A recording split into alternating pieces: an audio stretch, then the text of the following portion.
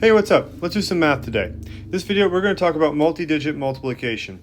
And our goal, real simple, correctly multiply bigger numbers together.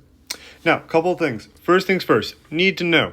You need to know 1 times 1, 1 times 2, and then all the way over to 12 times 12. So you need to know your times tables very thoroughly. All right? If you know those, it's going to make multi-digit multiplication a lot easier. If you don't know those, stop this video and go work on your times tables.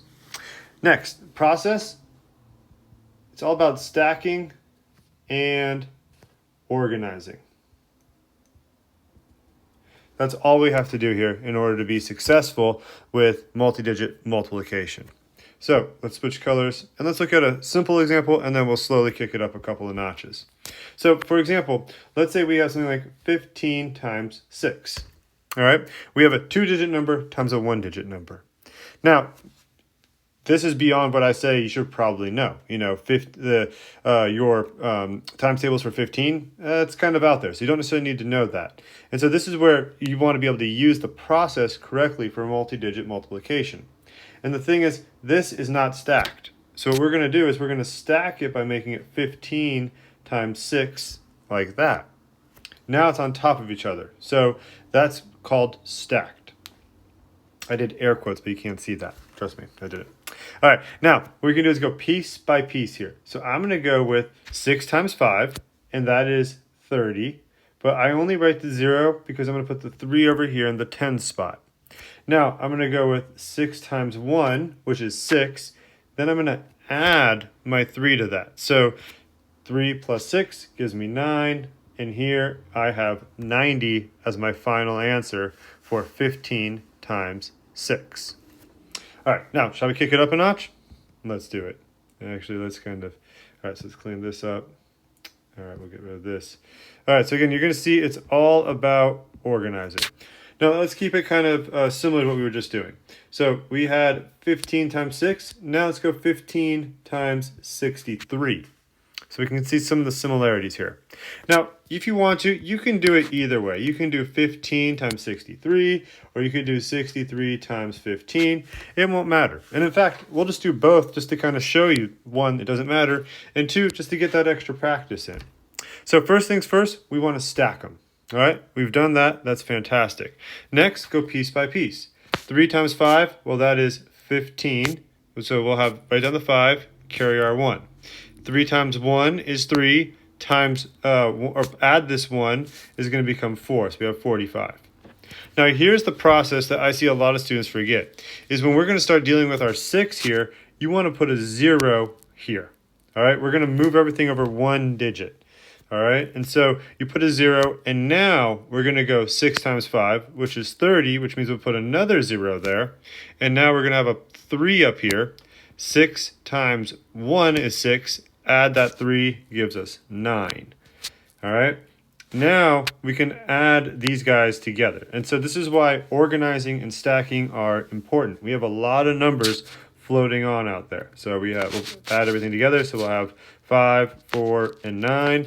And also notice how I'm constantly working from right to left. That's just how we do this with our numbers, all right? It's a little bit opposite of reading and writing. Instead of going left to right, we go right to left. Okay, let's look at another example. Just the same one, but flipped around. So here, similar thing. I'm going to go piece by piece. So 5 times 3, well, that's 15. I'm going to carry a 1 right there. And then 5 times 6 is 30. Add the 1 gives me 31. So I have 315. Now, I'm going to put a 0 here, and I'm going to address these numbers.